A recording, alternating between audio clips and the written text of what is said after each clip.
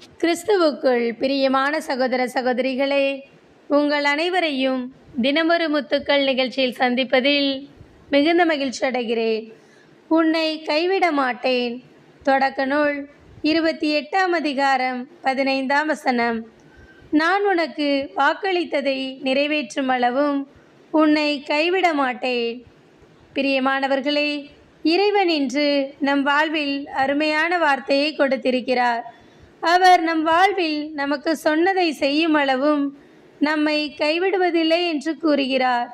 ஆம், மனம் மாற அவர் மனுபுத்திரர் அல்ல. வாக்கு கொடுத்த தேவன் வாக்கு மாறாதவர். வேதத்தில் ஆபிரகாமின் வாழ்க்கையில் நான் உன் சந்ததியை வானத்து நட்சத்திரங்களைப் போல பெருகச் செய்வேன் என்று கூறுகிறார். ஆனால் அவர் வாழ்க்கையிலோ அவை நிறைவேறுவதற்கான வாய்ப்புகளே இல்லாத நிலை இருந்தது. ஆபிரகாமும் சாராவும் வயது முதிர்ந்த நிலையில் இருந்தனர். சாராவோ கருத்தரிக்க இயலாத நிலையில் இருந்தார். ஆனால் நம் இறைவன் வாக்கு மாறாதவர். சாத்தியமே இல்லாத இடத்திலும் நம்மை சரித்திரம் படைக்கச் செய்வார்.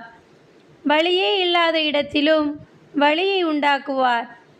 ஆபிரகாமுக்கும் சாராவுக்கும் வயது முதிர்ந்த நிலையில் குழந்தையை கொடுத்து அவரது சந்ததியை வானத்து நட்சத்திரங்களைப் போல பெருகச் செய்தார். அதே இறைவன் இன்று நம் வாழ்விலும் வாக்கு கொடுத்ததை நிச்சயம் நிறைவேற்றுவார். அவர் நமக்கு சொன்னதை நிறைவேற்றும் அளவும் நம்மை கைவிட மாட்டார். அவருடைய வாக்குத்தத்தங்கள் ஒரு நாளும் பொய்க்காது. நிச்சயம் நம் வாழ்வில் நிறைவேறும். பொறுமையுடன் காத்திருங்கள். வாக்குத்தத்தங்களை சொல்லி ஜெபியுங்கள். நிச்சயம் உங்கள் வாழ்வில் அற்புதம் நடக்கும். அன்பு இறைவா, நீர் எம் வாழ்வில் கொடுத்த வாக்குத்தத்தங்கள் நிறைவேறுவதற்காய் உமக்கு நன்றி. அதற்காய் நாங்கள் ஜெபித்து பொறுமையாய் காத்திருக்க எங்களுக்கு உதவி செய்யும் இறைவா. ஆமேன்.